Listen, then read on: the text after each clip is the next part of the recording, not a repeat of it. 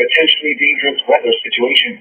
Specially built receivers can be automatically activated by the signal to warn of the impending hazard.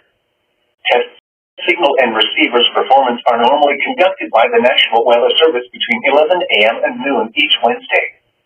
If there is a threat of severe weather, the test with available good weather day.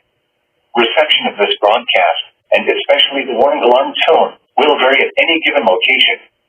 This variability, normally more noticeable at greater distances from the transmitter, can occur even though you are using a good quality receiver in good working order. The warning alarm tone will be active for hazardous watches and warnings for the following counties: Champaign, Clark, Delaware, Fairfield, Fayette, Franklin, Greene, Hocking, Knox, Lake, Madison, Marion, Morrow, Muskingum, Perry, Pickaway, and Union. This concludes the weekly test of weather radio station KIG86 Columbus, Ohio.